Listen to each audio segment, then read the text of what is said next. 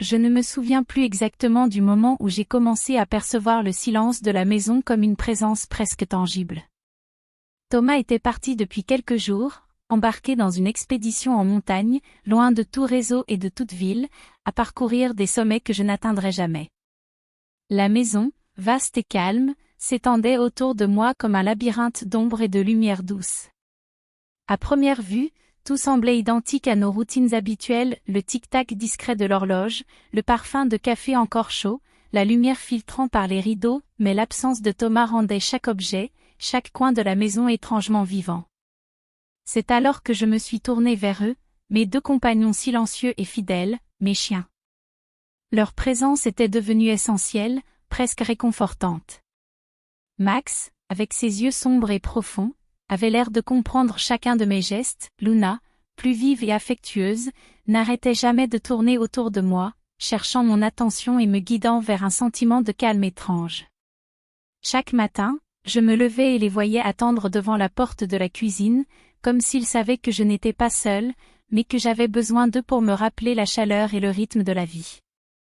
Les journées s'étiraient dans une lenteur douce, rythmée par nos promenades dans le jardin et nos moments partagés près de la cheminée.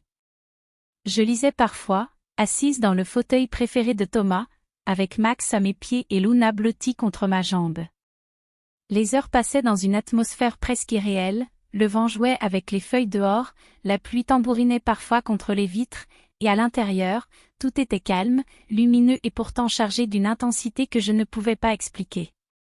C'est au fil de ces jours que j'ai commencé à remarquer les petites choses, la manière dont il me suivait dans chaque pièce, comment Max posait sa tête sur mes genoux lorsqu'il sentait mon humeur changer, comment Luna s'immisçait entre mes bras quand je m'asseyais pour me détendre. Il y avait une sorte de danse silencieuse, une compréhension tacite qui rendait notre cohabitation plus intime que je ne l'aurais imaginé. Une complicité douce, presque hypnotique, s'était installée, et chaque geste, même le plus banal, semblait avoir un poids particulier. Un soir, alors que la pluie s'était intensifiée et que la maison semblait se recroqueviller autour de moi, je m'étais installée sur le tapis devant le feu. Max et Luna s'étaient allongés près de moi, pressant leur corps contre mes jambes, leur respiration calme et régulière. Dans ce moment suspendu, je sentais leur chaleur comme un cocon, et je me suis surprise à fermer les yeux et à me laisser complètement envahir par cette proximité. Mes mains passaient doucement sur leur fourrure, et pour un instant, le monde extérieur n'existait plus. Leur regard posé sur moi était tellement attentif que j'avais presque l'impression d'un dialogue silencieux, une connexion que je n'avais jamais connue auparavant, un sentiment de proximité totale et enveloppante. Ce soir-là, alors que la maison s'assombrissait autour de nous et que le vent faisait vibrer les volets, Luna s'était blottie contre moi avec une insistance inhabituelle, et Max s'était rapproché encore un peu plus. J'avais senti leur chaleur se mêler à la mienne, et une émotion étrange m'avait traversée, douce et intense, presque troublante dans sa simplicité. Leur corps chaud contre moi, la pluie battante, le feu crépitant, tout se confondait en une sensation de plénitude, de sécurité et de légèreté que je n'avais jamais ressentie. Ce moment fut unique, et je savais que rien ne pourrait jamais reproduire la même intensité. Les jours suivants semblaient glisser l'un dans l'autre avec une douceur presque hypnotique. Chaque matin, je me levais avant l'aube pour préparer le petit déjeuner, tandis que Max et Luna se pressaient autour de moi, comme pour s'assurer que je ne sois jamais seule. La maison, immense et silencieuse, résonnait de nos pas et des petits bruits que faisaient les chiens en explorant chaque recoin, reniflant les objets, s'installant sur les tapis, ou venant poser leur tête sur mes genoux. Leur présence me donnait un étrange sentiment de sécurité, mais aussi une forme de responsabilité et d'attention constante qui me maintenait éveillée, attentive à chaque geste et à chaque souffle. Chaque promenade dans le jardin ou dans le petit bois derrière la maison devenait un rituel presque sacré. Le vent frais effleurait mes cheveux, les feuilles craquaient sous mes pieds, et les chiens couraient en liberté, revenant vers moi avec un regard qui semblait demander une approbation silencieuse. Je sentais qu'à chaque instant, cette complicité s'intensifiait. Parfois, je m'asseyais sur un tronc d'arbre tombé, regardant le soleil filtrer à travers les branches, et Max venait se blottir contre ma jambe tandis que Luna posait sa tête sur mes genoux. Je pouvais rester ainsi des heures, caressant leur fourrure, sentant leur chaleur, et écoutant leur respiration apaisante, et pour un instant, il n'y avait que nous trois dans le monde entier.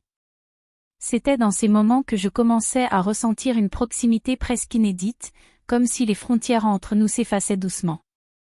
Je me surprenais à parler à Max et Luna à voix basse, comme s'ils pouvaient comprendre mes pensées les plus intimes. Chaque regard échangé semblait chargé d'une intensité douce mais tangible, et je me sentais étrangement comprise et soutenue par leur simple présence. Un après-midi pluvieux, alors que la maison baignait dans une lumière grisâtre filtrée par les nuages, je décidai de me mettre à lire près de la cheminée.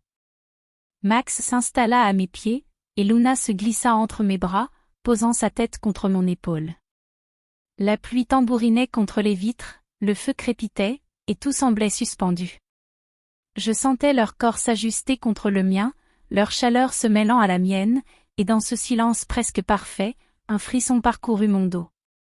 Ce fut un instant d'intimité profonde et totale, une présence qui ne laissait aucune place au reste du monde. Je fermai les yeux, laissant mes mains glisser doucement sur leur pelage, sentant le rythme de leur souffle se synchroniser avec le mien. C'était un moment de communion unique, un lien silencieux et puissant. Aucun mot n'était nécessaire, le simple fait d'être ensemble suffisait à créer un sentiment de plénitude. Je me surpris à rester immobile, savourant cette proximité, consciente que cet instant ne pourrait jamais être reproduit de la même manière, et qu'il laisserait une trace indélébile dans ma mémoire. Les soirées passaient ainsi, chacune avec ses petites routines, ses jeux innocents et ses moments de complicité.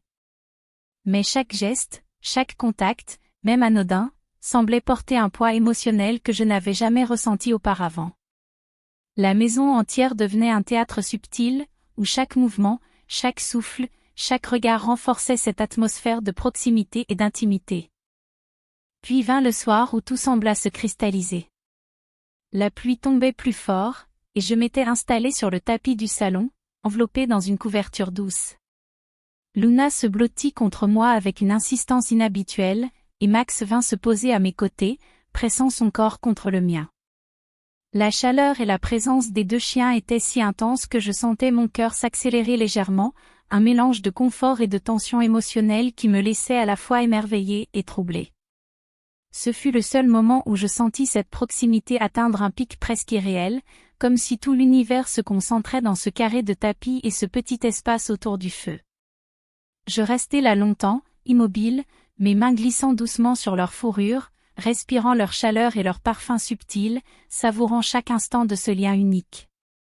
Ce soir-là, j'avais conscience que cette intimité, cette communion silencieuse, resterait gravée dans mon esprit, un souvenir précieux et intense, un moment de vie qui m'avait rapproché d'eux d'une manière que je n'avais jamais connue auparavant. Les jours suivants s'écoulaient dans une douce routine, presque irréelle. Thomas était toujours loin, explorant ces montagnes et ces forêts lointaines, sans possibilité de communiquer autrement que par de rares messages.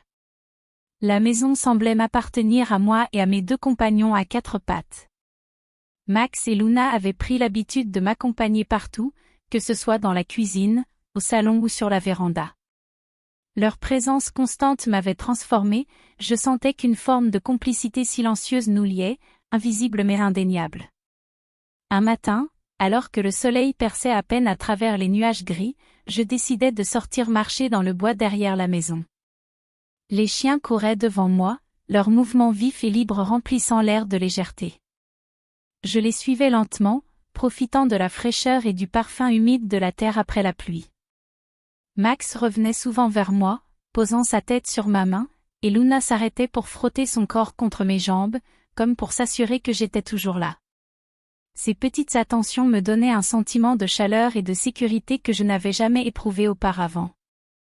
L'après-midi, je m'étais installée près de la cheminée, un livre oublié sur mes genoux, tandis que Max et Luna s'allongeaient contre moi. Le feu crépitait doucement, et le monde extérieur semblait suspendu. Dans cette intimité, je sentais une énergie étrange et douce, presque électrique, parcourir mes bras et mes épaules. C'était ce même frisson que j'avais ressenti lors de ce premier soir où leur corps s'était pressé contre moi, un moment que je n'oublierai jamais. Je ne savais pas si c'était la chaleur, la tension ou simplement le temps suspendu qui me rendait consciente de chaque détail, mais je savais que ce lien était unique. Puis vint la fin de la semaine. Thomas devait rentrer ce soir-là, et l'excitation mêlée à l'anticipation remplissait la maison. Je préparais le dîner, vérifiant chaque détail, tandis que Max et Luna semblaient eux aussi pressentis par quelque chose.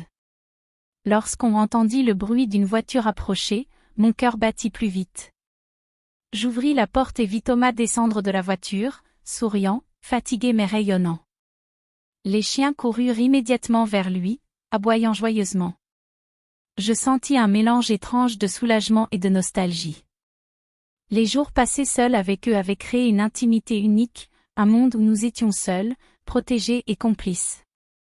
Je réalisais alors combien ces semaines m'avaient transformé, m'avaient rapproché de la vie, de la simplicité et de la présence silencieuse d'êtres qui ne demandaient rien d'autre que de partager des instants.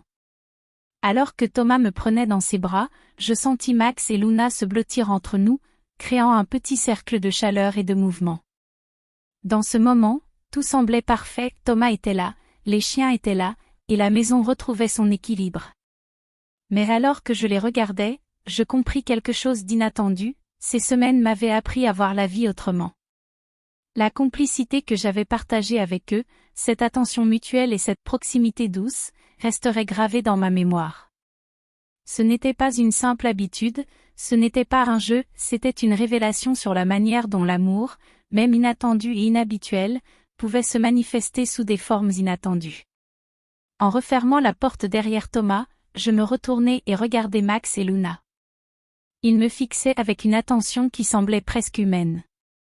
Je souris, consciente que notre petit monde secret, nos moments suspendus et notre complicité unique ne disparaîtraient jamais totalement. Thomas, lui, n'avait aucune idée de ces semaines, mais il y avait une lumière dans ses yeux, une douceur dans son sourire, qui faisait écho à tout ce que j'avais vécu.